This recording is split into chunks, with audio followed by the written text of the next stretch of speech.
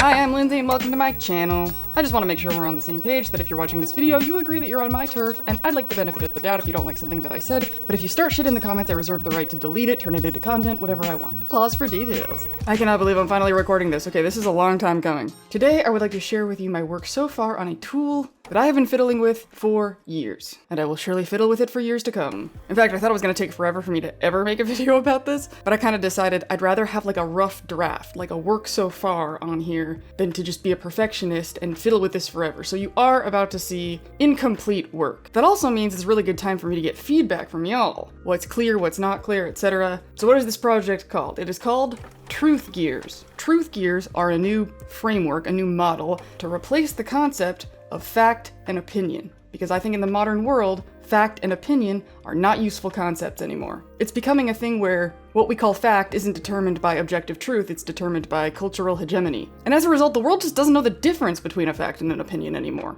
We don't know what's debatable and what's not. Like as a kid, we learn about facts and opinions. We learn that facts are things that are true for everybody, and opinions are things that are true for just you. For example, if my favorite color is blue, that's an opinion, because people have their own favorite colors. But then what's a fact? Nobody knows. I can't even use the Earth is round as an example anymore. Gravity works? The thing is, now that we're living in this world where people from all over the planet can speak to each other instantaneously, virtually for free, we are exchanging perspectives at a speed that humanity has never seen before. And it's stirring up this lack of clarity about facts and opinions that's causing what I'm calling an objectivity-subjectivity crisis. I'm going to be referring to objectivity and subjectivity a lot in this video, so just a quick definition so we know we're all on the same page. Objectivity basically means that what you're saying applies to everyone. Facts, data, observable evidence, neutral, impartial, unbiased. And subjectivity means that what you're saying only applies to just you. It's inherently influenced by your emotions, personal experiences, and biases. Our culture does not have an agreed upon understanding of the difference between those two things, which makes sense. I mean, how can you be objective? How can you say something that you know applies to everyone without some sort of egocentrism going on? Fact and opinion, objective, subjective, it's a useless paradigm because people have opinions about facts.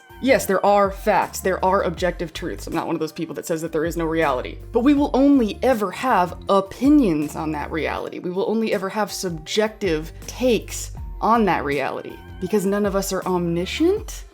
Just anybody out there who's trying to write their truly objective, unbiased article, hear me out. It is impossible for you to put your perspective on break while you're writing your unbiased article. It's there the whole time. In fact, it's your biased perspective that wants to be unbiased. And chances are the things that feel truly unbiased to you are just the most in alignment with your cultural hegemony. Of course, science is a thing, but when we say that science says something is true objectively, we didn't conduct that research ourselves. I mean, if you did conduct the research yourself, that's different. We will get to that. But the overwhelming majority of the time when we think we're being so objective and unbiased, all that means is that we trust somebody else who told us that they did the research. And whether or not we trust whoever said that they did that research is based on our subjective biases, you guessed it, our opinions. Any fact I could possibly tell you right now, it is my opinion that that's a fact. Opinions are turtles, and it's turtles all the way down. And everyone, every neurotype is confused. Think about it. If somebody says, I hate popular movie, are they saying that they personally didn't enjoy the experience of watching the movie and whether or not other people enjoyed that experience is their own personal business? Or are they saying that the movie is dangerous for everyone and needs to be taken offline?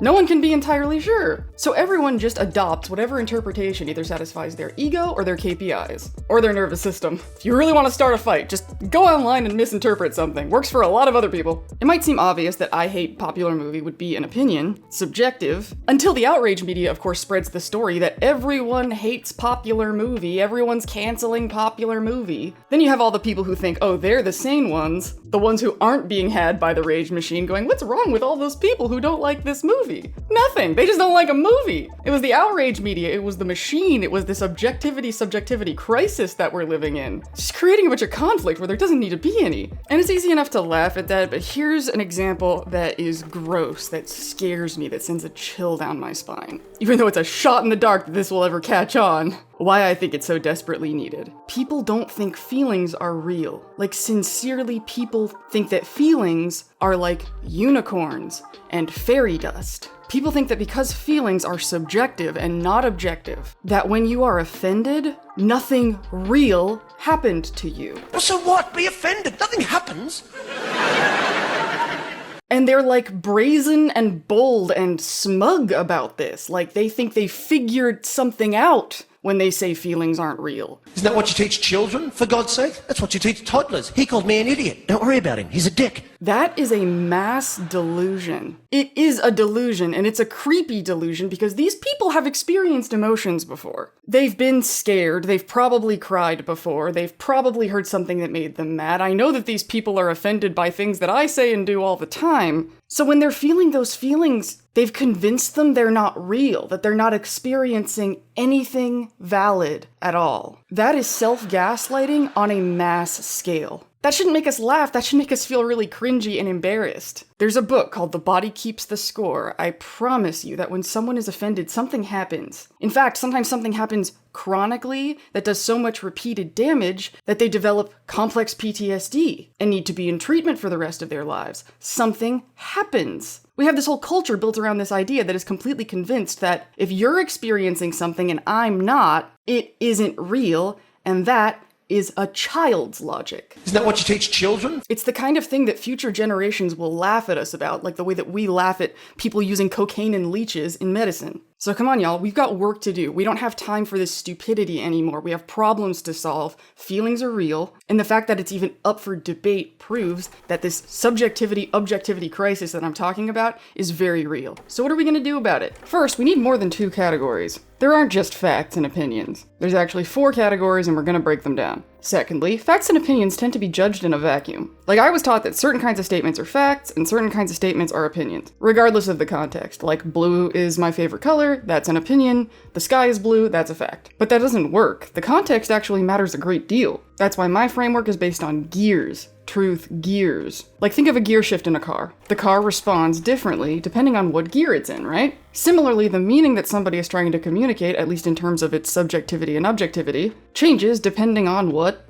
gear they're speaking in. So far, I feel like the best way to teach this is to take like a certain conversation or a certain statement and analyze it from the perspective of all 3 gears, but that doesn't actually mean anything until you know what the gears are. But if you say what the gears are without showing an example, then it just kind of sounds like gobbledygook. Like I said, this is still like in development, so this is kind of like a beta test to try to figure out the best way to put this into your brain. I'm just going to give you the basic definition of all the gears, all 3, even though there's kind of 4. And even though it's going to sound like, wait, what? Just try to follow as best you can. Hopefully once we start breaking down examples, it'll all come together. First gear is the purely subjective gear. That means we are speaking on something that is true for us, the individual, the only individual, and it cannot be perceived or verified by anybody else. So if we're in first gear, questioning or invalidating anything said in first gear is essentially the very definition of gaslighting. No one has the right or even really the capability to challenge a first gear take by its very definition. Now, in a conversation between people who aren't familiar with the gears,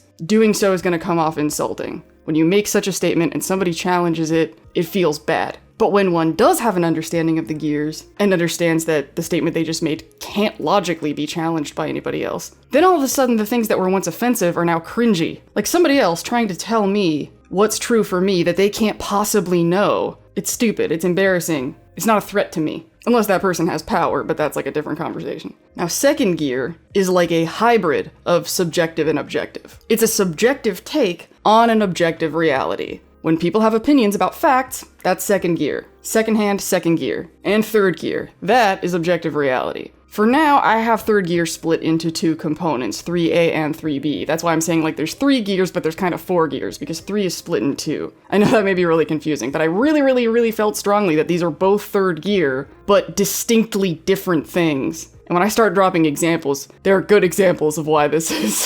So third gear is objective reality, but I really prefer shared reality. What you're going to hear me say more often is shared reality. If I'm using the word objective, it's because I'm trying to bridge the gap between myself and my expected audience. But shared reality is a way better term, because it's the only aspect of objective reality that's truly relevant to the human experience. There is an unimaginable amount of knowledge that might exist that is true, that will never be relevant to your life, so just don't bother with it. You don't have time. Besides, even the scientific method itself is based on mutual repeated observation, so it's still measuring shared reality. So let's talk about the two categories. 3A. This is like soft objective. It means we're not talking about like empirical physical laws, but we're talking about something that's so ubiquitously true in the culture that it is possible to be wrong. Like the definitions of words. Like a great example is my dogs are pugs. Like if you were going to make a list of Lindsay facts, it would be a true fact if on that list you said Lindsay has 2 pugs. But it's not like an empirical physical law fact that my dogs are pugs. That's a classification that mankind created. But nonetheless, if you said Lindsay had 2 collies, that would be wrong. So naturally, we land on 3B, that would be hard objective, physical laws of reality. But to put that into context, it's a little bit more day-to-day, a little bit less abstract. Meeting times. That is a hard 3B. If we're meeting at 2 p.m., we might have different time zones that call that time something different, but we're gonna meet at the same time. We can't have a different opinion about what time to show up and still be valid. We have to be in sync in the real objective space-time continuum in that moment. A lot of conflict in the world right now is because a lot of people are treating 3As like 3Bs. So that was our first sweep of the basic definitions of the 3/4 gears. So next, real quick, I just want to dive a little bit deeper into first gear. So a lot of fights that you see people having in line around real life is because somebody makes a first gear statement and the other person doesn't respect it as a first gear statement because they don't have this fantastic tool that I invented. And so when their response is rude, or the other person defends themselves from that response, it just becomes confusing.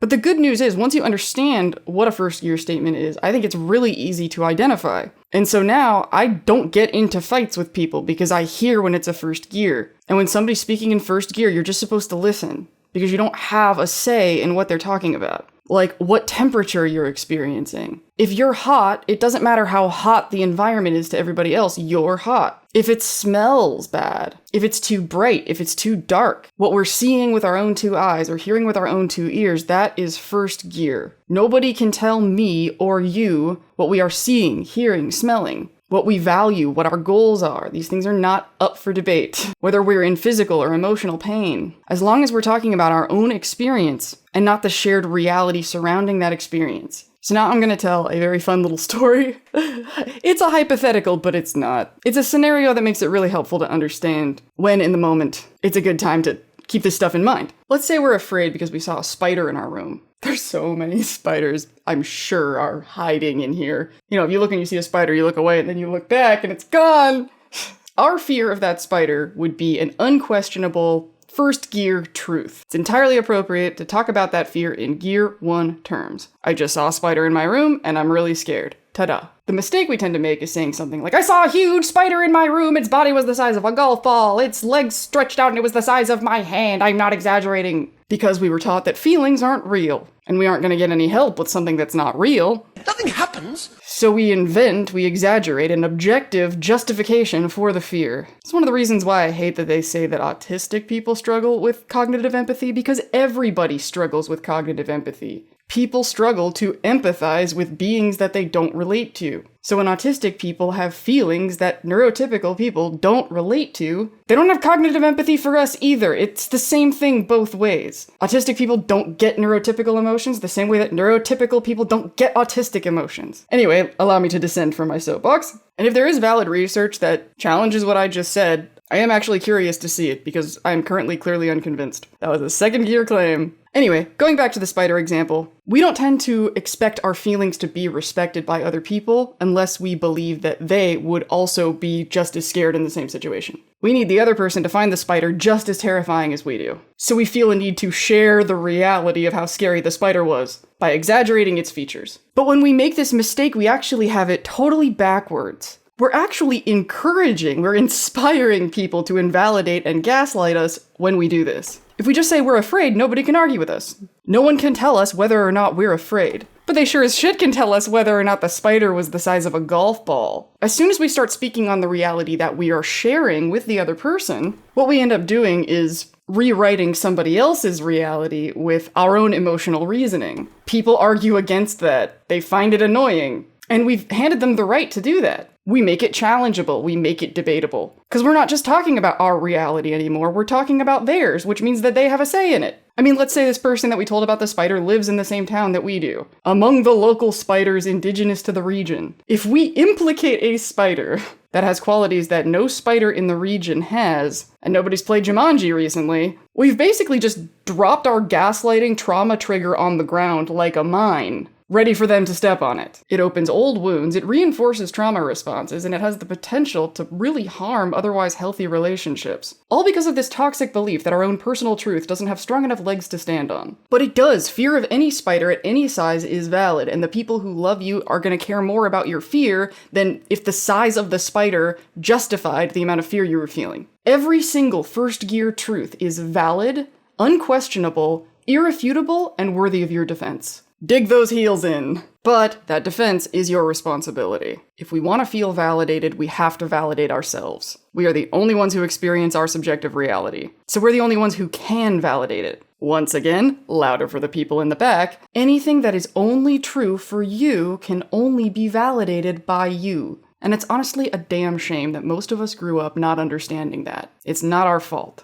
Something happens. So let's play around with second gear for a little bit. So second gear is someone's personal take on shared truth, right? So it's either secondhand information that we've judged to be the truth based on our own personal criteria, or also possibly a memory, but that gets messy, so we're going to talk about that later. So this is when we speak on what we think the general actual truth is based on the limited information in our own limited perspective. Opinions about facts, relaying facts about animals that you've never actually interacted with, celebrity gossip. Basically anytime you're talking about something or someone that you haven't experienced yourself. So when we're trying to speak in first gear about our own struggles, like, I'm so heartbroken over my breakup, and then we have a friend who responds in problem-solving mode, like, have you tried speed dating? One of the reasons that's so jarring is because we are speaking in first gear, and they are yanking us into second gear. Like, they're second gearing us, like, while we're sitting there. I'm basically just taking that scenario that we're really familiar with and kind of plugging it into truth gears as a concept. First gear is a space where it's rude to debate. If I say I'm cold and somebody says no you're not, that's obnoxious. But second gear is where debate thrives. Second gear is the debate gear. If we were having a second gear conversation about different methods of recovering from a breakup, in that context it would be appropriate to have a back and forth and challenge each other's points. But it shouldn't be appropriate to challenge people speaking in first gear. It's a part of the cultural problem. It's just as bad as saying that feelings aren't real. That's why I invented this framework, because I want to put some sort of name, some sort of circle around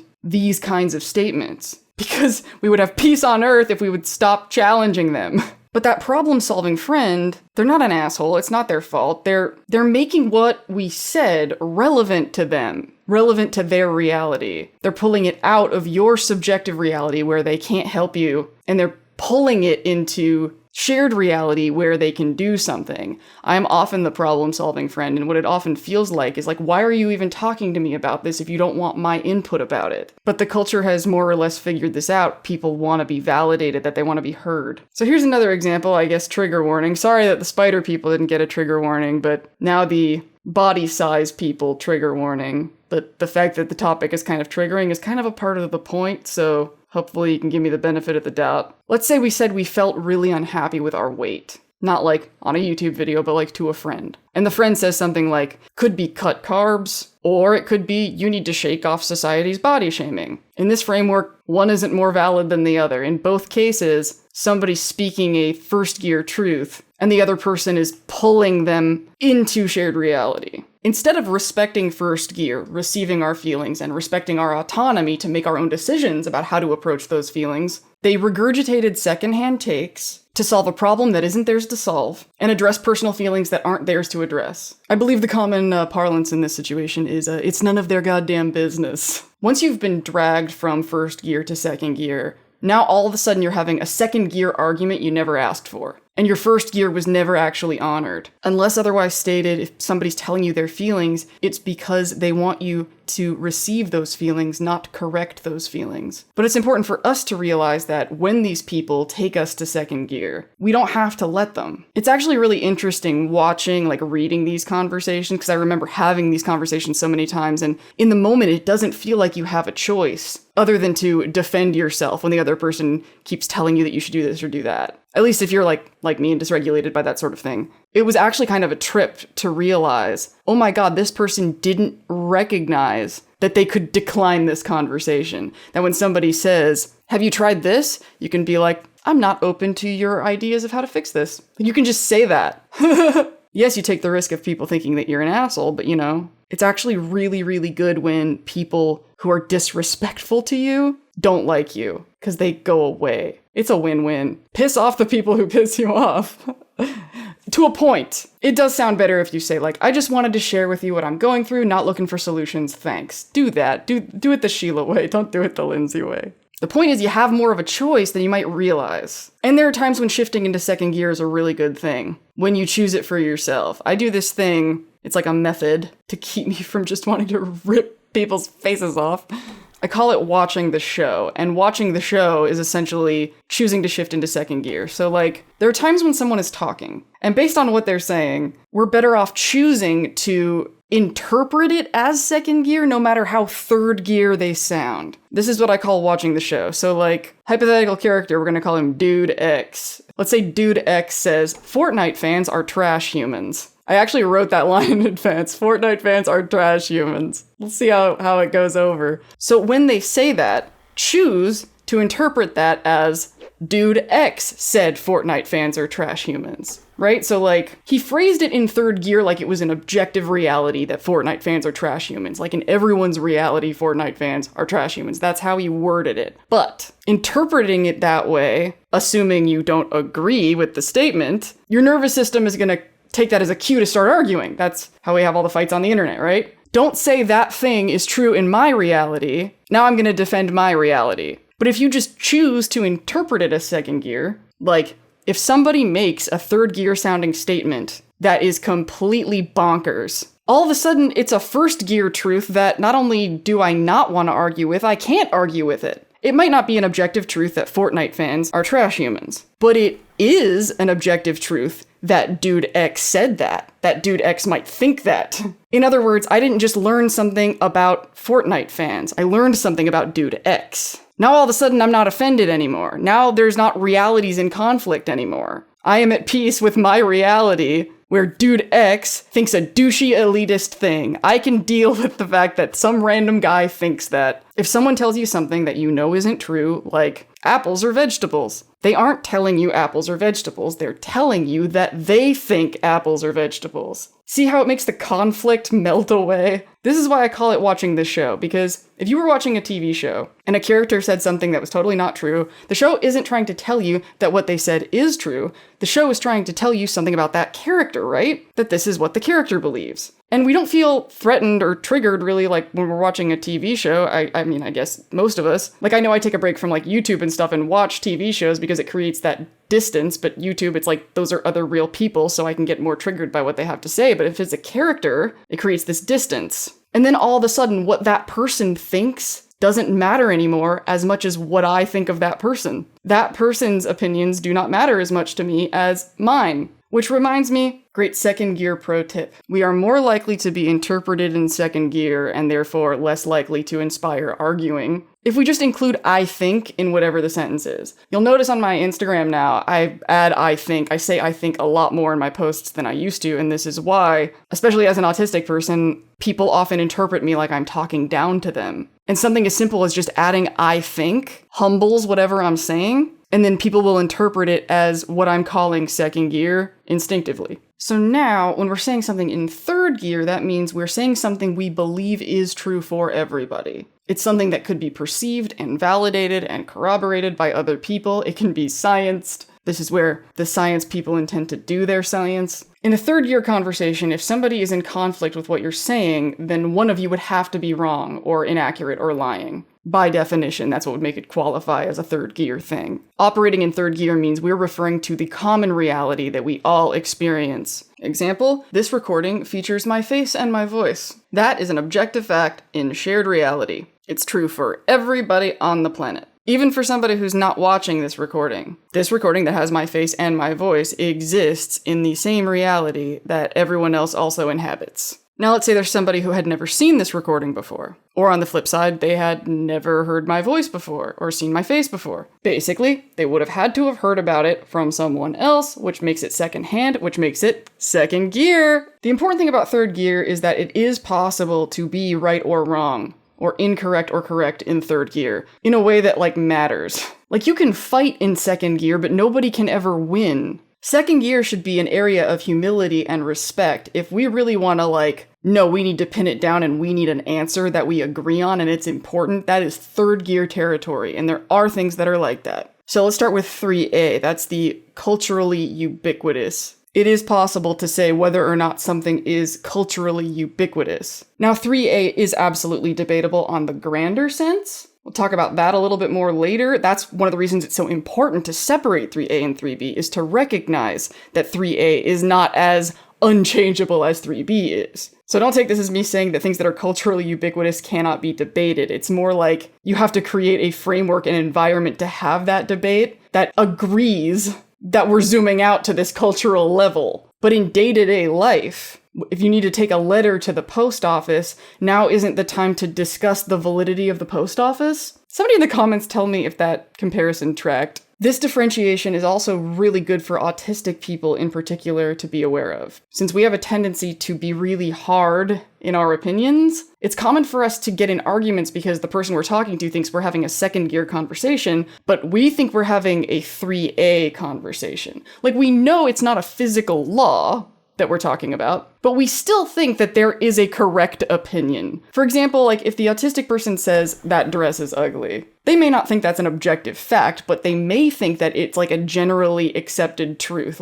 No, seriously, if you go out in public wearing that, you're going to get a consistent negative reaction. They might think that dress is out of style, and that is just as true as my dog is a pug. When I was a video editor, I knew that there was no correct way to edit a video. In fact, I kind of reveled in that. Kind of took some pressure off, but I absolutely thought that there was a line between this is a video that's professional and this is a video that's not. There were certain things that I just wouldn't allow in a finished product, which was fine. It made me make good work, but it became a problem when I was working with somebody else who had that line at a different place, because I just thought they were wrong. This is another really good example of this. So one time I was writing this story, and I really love taking existing mythologies. I think I've talked about that in the AI video, that I like to remix existing things. And so I really liked the idea of the aliens in my story being the archetypal gray aliens with the big black eyes. And my dad was like, you can't do that. As if he was protecting me from buying something from a shady street salesman or something. Well, a parent going, whoa, whoa, whoa, no, you can't. And his reasoning was it's embarrassing. It's a cliche. It's gonna, it doesn't look good. And it was very much trust me, Lindsay, you don't want to do this. You don't want to ruin your story by putting these aliens in it, which would be totally fair to say in a second gear way. Remember, how do you make it second gear? You add I think, okay? If he had been I think that's kind of a cliche, and I think it's not really going to go over that well, that softens it, that makes it reasonable. But he didn't say it like that, and he didn't think it like that. He really thought it was serious. But no, there isn't a ubiquitous cultural take on gray aliens in the same way that there's a ubiquitous cultural take that my dog is a pug.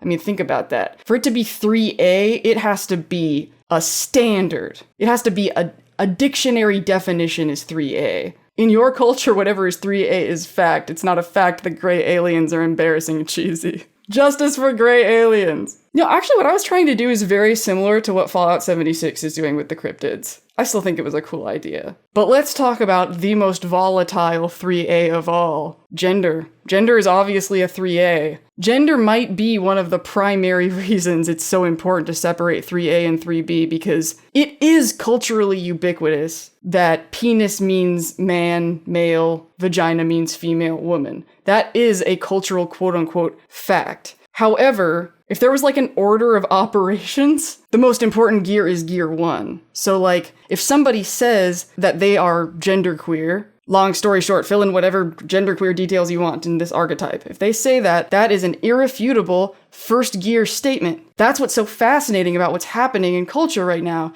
is we just have this like popcorn of all of these first gears going, no, you can't tell me who and what I am. You can't tell me what I'm experiencing. That not only is it mean or unjust, like I've discussed thoroughly, it doesn't make sense. Humanity decides what's in 3A. And first gear is what humanity is. First gear complainers have the right to redefine 3A. And they will, because people are more powerful than dictionary definitions. A lot of capitalism stuff is probably going to fold into 3A as well. So with 3As, there is a delicate balance that we have to strike in our head, where on one hand, we have to respect and acknowledge the ubiquitousness of it. Like, we can stop and announce that we reject this paradigm, but we can't control other people. So as long as we continue to encounter people who operate within that paradigm, we're going to have to deal with the fact that it is there. While at the same time, also recognizing that we can't expect people to be more loyal to constructs, concepts, dictionary definitions than like their own experience of reality. As the saying goes, wherever you go, there you are. If a bunch of people in first gear are saying, this framework doesn't work, why would a framework be more valid than the people that make frameworks? The fact that we think that the framework is more real than the people is an example of this subjectivity-objectivity crisis. The fact that we think that people's most sacred reality is the one that's not real. The thing that makes us us. The part of us that's special that nobody else can ever touch. We live in a culture that thinks that's imaginary. Nothing happens. It's not good. So now let's do something a little bit more cerebral, okay? We're basically going to take like one kind of vague situation and look at it from different gear angles again. So here's the statement. Lindsay was playing Fallout 76 at midnight last night. If I'm the one who said it, that is a third gear statement. Weirdly said in the third person for some reason. Third gear, third person. I'm certain it's true because I witnessed it. So I have the right to claim that it was real. I witnessed it happening in shared reality, and because it happened in shared reality, that makes it third gear. If it was my emotions or my feelings, that would be first gear. But we're talking about something I did in physical space, playing this video game. If anybody else had walked in the room and saw me playing the game at midnight, they would also be entitled to make third gear statements on the event. If I were to describe that sentiment in first gear terms, maybe it would be like, I remember playing video games last night. Nobody else can validate or verify my memories. They can tell me whether or not I was playing, they can't tell me what I remember. Now, if my sister told someone Lindsay was playing Fallout 76 at midnight last night, she would be speaking in second gear. She lives in Texas. She wouldn't have seen this happen. But I could have told her what I was doing. So if somebody asked her, for whatever reason, what was Lindsay doing at midnight last night? I was like a cop.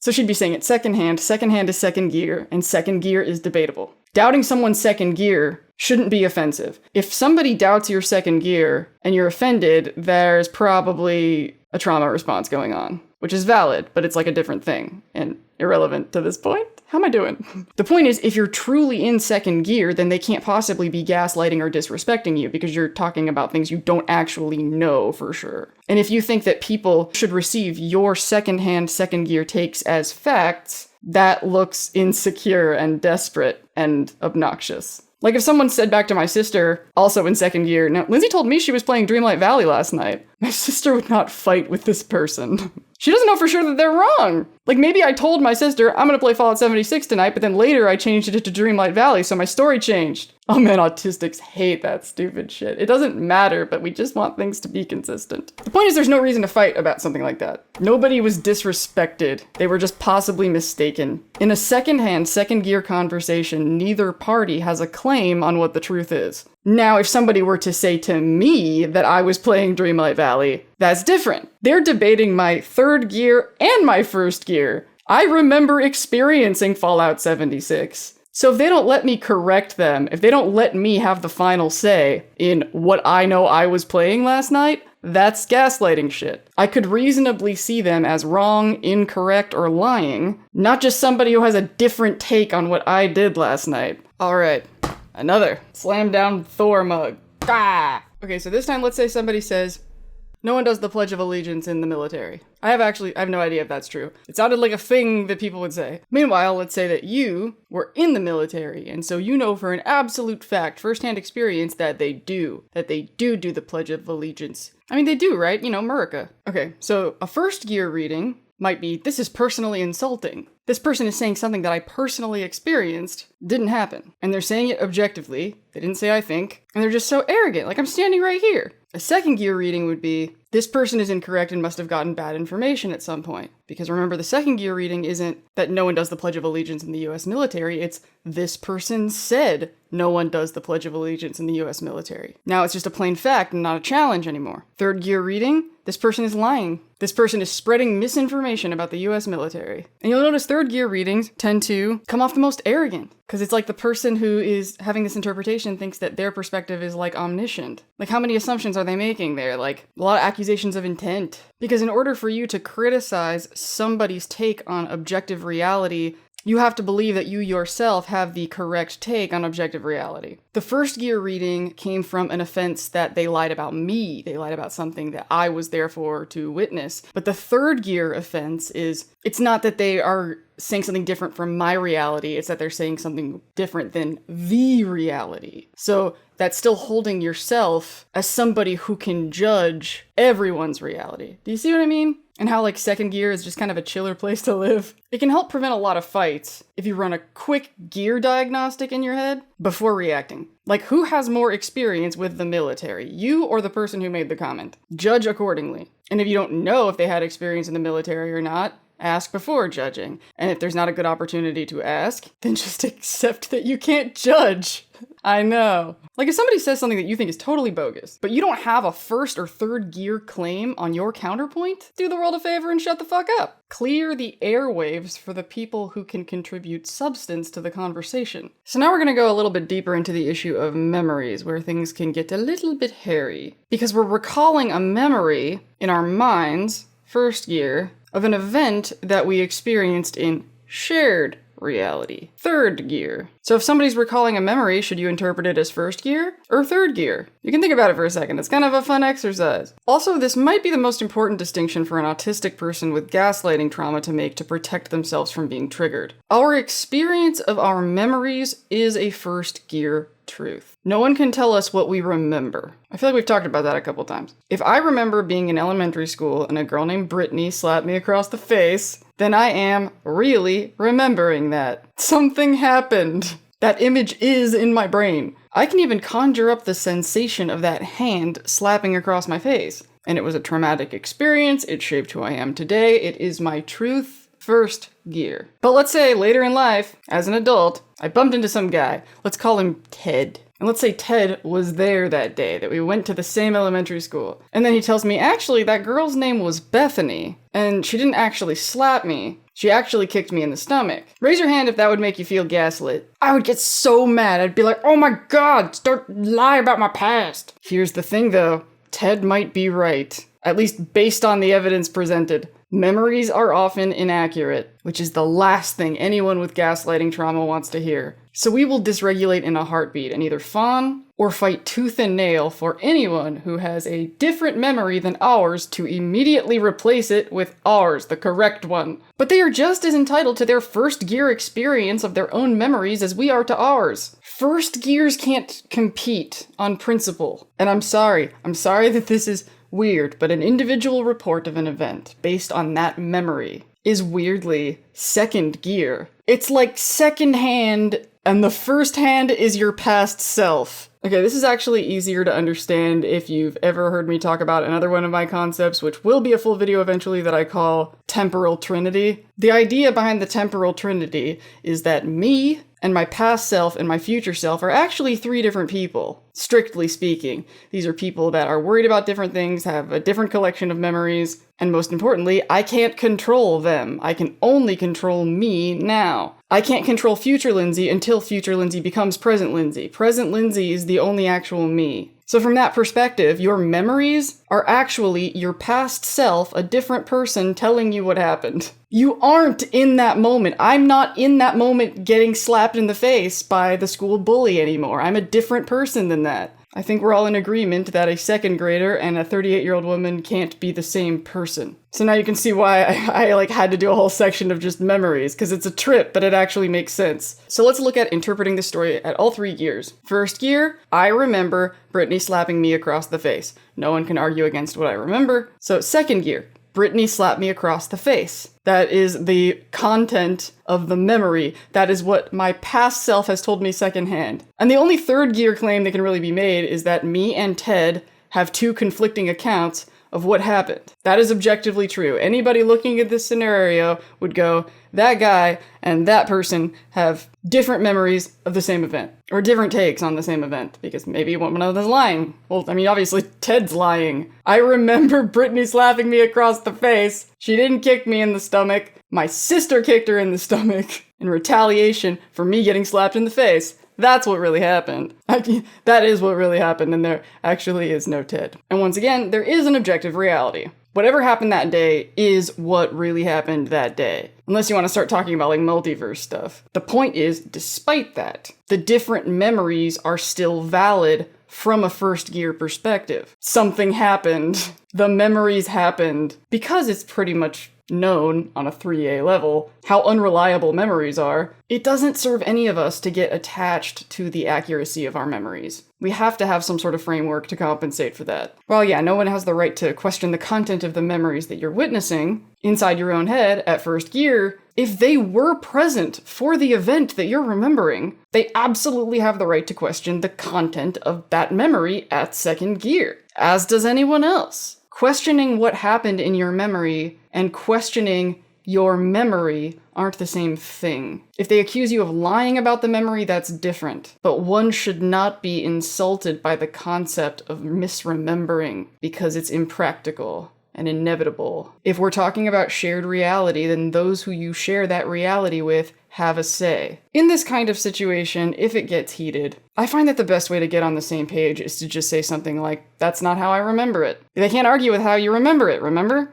Stating how you remember it is first gear, they cannot question it, you can defend it to the death. There is no correct or incorrect experience, if the person's being honest. But there are right or wrong interpretations of experiences. Just because you're entitled to your own feelings and your own experiences doesn't mean you're entitled to drag shared reality into your interpretation of that experience all willy-nilly at your convenience. If you're bringing somebody else's reality into it, they are going to challenge you if that is not how they see it. So then I just kind of threw together just a couple of like situations I could see happening in day-to-day life or conversations that I think would be easier to deal with if truth gears were like commonly understood. So here I have a neurotypical or holistic person is telling us about how carbon emissions affect the planet. They say something inaccurate, so we correct them, and the conversation gets tense. And they say, I'm just saying my opinion. And now we're confused because they didn't say their opinion. They said incorrect facts. That's what I used to say all the time, back before I had truth gears and I only had fact and opinion, which, as we've covered, is useless. I'd be like, but these people aren't saying their opinions. They're not saying what their favorite color is. They're saying things that are just not true in the world that I also live in. Especially when they have an opinion about me. That's a really weird thing to expect me to give people the right to. Like if somebody says that Lindsay is a murderer, am I supposed to be like, well, I have to respect people's opinions? You know, like, no, whether or not I murdered someone would be something that would exist in shared reality. Therefore, I can push back a little bit. If you say you think Lindsay's a murderer, though, I can't say shit. Do you see how this works? I don't know why you would think that. That was like the first thing that came to mind that would be like an objective thing. Because at first I was like, somebody could say like Lindsay's racist, and I'm like, well, that really could be a matter of opinion, of interpreting stuff that I said. I mean, of course I wouldn't be like, yeah, totally. It's totally fine to say I'm a racist. It's just not as objective as murderer. Do you know what I mean? Am I getting this point across? Did I take it too far? Okay, so this one says, let's say someone says that movie is terrible. Oh, we already kind of did this in the opening example. But it does remind me of a conversation that I had maybe like a decade ago that I think kind of sent me on this journey to figure this out. Was I had a friend of mine who would say things like, that song is terrible, or this is horrible music. And I would be so mad because I'm like, who are you to say like what horrible music is objectively? And he's like, I couldn't say that. I didn't say that, you know, because to him, like the subtext is, you know, obviously I'm not an omniscient God. So if I say this, the person listening should infer the I think. And what I'm suggesting is we have to stop assuming the implied I think, because there's too many people out there who actually are that arrogant, who really do mean it in this oppressive way. So you just can't expect people to know. Like, I used to be like, oh, that's an autistic thing that I didn't know the I think. But like I said at the beginning of this, I don't think this is just an autistic problem. I think that it's all of us. You actually wrote another example here, and I'm looking at it, and I don't actually understand it anymore. Maybe I'll understand it if I read it. Let's say someone asks us to do them a favor and promises us something we want in return, but they never give us what they promised. So we tell them we're hurt and feel like they tricked us into doing that favor. Ah, there it is. The person is irate and talks about how unreasonable it is to make that hurtful assumption, totally invalidating our feelings, so we defend ourselves furiously. So the mistake made is the feel like they tricked us into doing that favor. I feel like you tricked me into doing this favor, but I think in that moment I'm speaking first gear. Like, that's my intention. I now understand the problem, so I see why it doesn't come across that way. But by saying I feel like she tricked me, that's me reaching for whatever words I can think of to describe the emotion of the betrayal feeling. Of like, you said you were going to do this thing and you didn't. And like, the problem is because I'm not using first gear wording there. I'm using, second gear. This would be second gear because it sounds like I'm accusing her of tricking me, right? Which is her reality, not my reality. Therefore, I don't have the right to comment on her reality. I only have the right to comment on my own. So it's kind of a variation of the spider thing. Basically, I feel like you're not going to understand or take seriously the intense emotion I'm feeling unless I intensify the narrative, like the second gear narrative around my feelings, because, like I keep coming back to, feelings aren't real. So saying if I felt tricked was me trying to make it real, trying to drag it into second gear. But as we discussed, when you do that, when you drag it into second gear like that, you give them a reason to fight with you that they wouldn't have had if you just stuck to your own first gear and your own business. So we're almost at the end of this monster. First thing, I want to show you guys this chart that I made. This isn't a chart that you can like download anywhere. This, like I said, this is all a work in progress, and I wouldn't really release a chart like officially unless it was like all cleaned up and perfectionist Lindsay was happy. But I just want to show it to you in this video. So basically this chart is sort of like a checklist that you could take any conversation, and if you're trying to figure out what gears are going on, you could run it through this. Like, if somebody says something, does somebody have the right to say this or not? So first gear, personal subjective truth, feelings, memories. Second gear, personal take on objective truth, political opinions, beliefs. Gear 3A, ubiquitous standard truth, definitions of words, political offices, culture-wide beliefs. 3B, objective absolute truth, events, times of day, physical law, right? And then questions going across. Can another person verify or validate this truth? Then it could be second or third, but it cannot be first, because if it's first, that means nobody can verify it but you. Secondly, must another person concur with this truth for it to be valid? First gear, absolutely not. Nobody can corroborate it. So, and second gear, that's basically your opinion. It's your secondhand take. So once again, you don't need evidence to say anything second gear. However, if we're talking about objective truth, if we're talking about shared reality, then you gotta prove it's shared. Is this truth up for debate? Once again, first gear is sacred, absolutely not. Second gear is where debate lives, so sure. 3A, remember once again, we talked about this, about gender as an example, right? So if it's a culture-wide truth, then yeah, it's up for debate. But if it's a scientific law, I mean, I guess that's up for the purposes of our framework, it's not. I think that you can understand why if you've been following this whole thing. So can this truth be correct? Can it be right? Can it be wrong? First gear? No. I mean, unless it's a lie. That's the only way. But if you are reporting on you, you're right. Second gear, yeah, people can talk shit and be wrong when they do it. And obviously, objective truth is where rights and wrongs live. Can this truth and an incompatible truth logically coexist? First gear, yeah, human brains are confusing. In fact, incompatible truths existing inside a human brain is why a lot of us are in therapy. And then, most obviously, your first gear truth and somebody else's first gear truth, there's no reason why they ever should be the same. You're two different people. If one person eats an apple and it's delicious and another person eats an apple and it's gross, those are both valid first gear realities. Now, second gear, can this truth and an incompatible truth logically coexist? Yes, people can have different opinions. People can have different takes on objective truths based on what sources they trust, and they have the right to decide what sources they trust. And then for gear 3A, can this truth and an incompatible truth logically coexist? I put a line through, which means I couldn't figure it out at the time. Can I figure it out now? I'm gonna go with yeah, because there could be a different word for pug in different languages. So yeah, they can coexist if they're in different cultures. But laws of physical reality? Nope. Is it disrespectful or offensive to challenge this truth? First gear, absolutely. If somebody says, this is a thing that's true about me, it is rude to tell them no it's not, because they're them and you're not them. Must it be true for everyone to be treated as truth at all? I love past me for including that on this list. First gear truth, absolutely not. And that's probably what was like my motivation for putting it. Like, if the autistic person says I'm hot and nobody else in the room is hot, please don't take that to mean that the autistic person isn't really hot. That's really scary. It should be treated as truth. It does not need to be true for everyone to be treated as truth at all. Same with second gear. A second gear take is valid, even if it's not had by everyone. It's allowed to exist, unchallenged, and just explored. It's just not a truth about what they're saying, it's a truth about them. It's not a truth about Fortnite, it's a truth about Dude X. Gear 3A also does not need to be treated as true for everyone to be treated as truth at all, culturally speaking.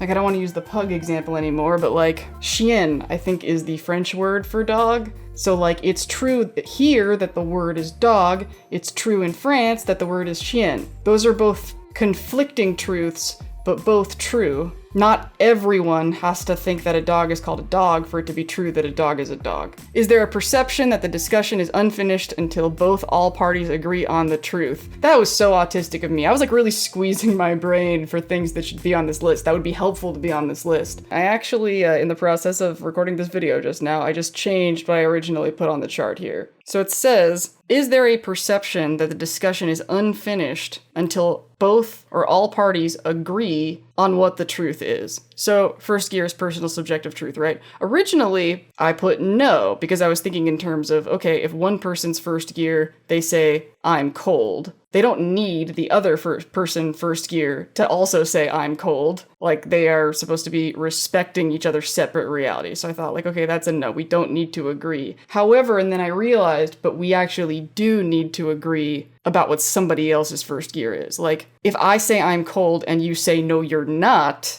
and you make it your side second gear, like, if we're both in first gear, no. But if I'm in first gear and the other person isn't letting it be first gear, that is a problem. So I mark that as, yes, there is a perception that the discussion is unfinished if one person doesn't accept the other person's reality. And it's sort of a convoluted way to frame it, but the reason I'm phrasing it like this, what I'm kind of trying to point out is, if somebody walks away from a conflict with you before it's resolved, have they wronged you or not, basically? Because I think for the most part, we should all advocate for ourselves and protect our own nervous systems. But what I wanted to specify with this category is when you can agree to disagree and when you really can't agree to disagree, when agreeing to disagree is actually a problem or disrespectful. If somebody shares a first gear reality with you, if somebody shares their truth and you don't agree that that is their truth, maybe you don't agree with their interpretation of the truth. If somebody tells you that they remember their brother hitting them, it's important that you respect that memory and that memory is very, very real. But whether or not the incident took place, the brother in question has a say without gaslighting the person with the memory. See, memories make things really funky, don't they? Second gear, is there a perception that the discussion is unfinished until both parties agree on all truths? Ideally, no. I think that's a big problem, is that right now we do feel like we need closure and we need to agree in second gear conversations. I think where we need to evolve as a society is to understand why we shouldn't expect that, because second gear and first gear are different things. But second gear, personal take on objective truths, there should never be pressure to get closure, ever. Nobody's wronging anybody, nobody owes anybody anything at second gear. Second gear is gossip. Second gear is the internet. Just let people fucking say shit. And is there a perception that the discussion is finished until all parties agree on the truth? Honestly, with 3A, I'm gonna leave the line, because that one, it totally depends on the situation. It depends on who in the conversation is interpreting it as 3A and who isn't. You know, it's kind of like the thing with first gear, where it's like, if both parties are first gear, there's no problem. But if one is and one isn't, that's when you have a problem. So that's when I guess this chart kind of isn't that useful. But sometimes just two people disagree on what the dictionary definition of something is. I got in a big fight with somebody once about what is generally culturally understood about the word bohemian, and it got heated because it became like a gaslighting trigger conversation. Stuff like that is what motivated me to start working on all this. And last, gear 3B, objective, absolute truth, time of day. It's probably like the other one where it depends. Like, we don't need to agree about whether or not the earth is round in certain contexts, but like, we have to agree what time it is. So I'm gonna put another line in that one too. Okay, so you will be looking at the final version of what I'm looking at right now. So let's wrap this puppy up. Truth Gears. Finally made it. Finally made the goddamn Truth Gears video. Long time coming. So quick recap. First gear. Personal perspective. First hand. I, number one, oh my. Second gear. Second hand. Talking about other people. Guesses. Speculations. Third gear. It's like a third-party perspective. Objective. Applies to everybody. It really does help. I have a very, very sensitive nervous system, but at this point, I just kind of make a habit of running like a Truth Gears diagnostic every conversation. It kind of just becomes like a habit, because the feeling of getting triggered becomes a cue to remind me, okay, what gear do you want to take this in? Is this person really telling me what to think, or are they telling me what they think? That is a really big one. And also, sometimes people are telling you what to think, but you can just choose to not take it that way, because you recognize they don't actually have any power over you. So the fact that the feeling of the trigger reminds me of the framework, it reinforces itself and makes the chaos of human interaction easier and easier to bear. But it would be easier if everyone else was in on this. Like, I'm really envisioning like how much better we could all get along with each other if we could say things like, hey y'all, I'm so sorry, and this is totally just first gear, but like, it's really crowded in here for me, so I'm gonna bounce. And just saying first gear, would communicate two things. Number one, not saying anything bad about you or saying that you need to change anything. This is totally a me issue. It's not you, it's me. But it also reinforces like a self-validation where you can't tell me to stay.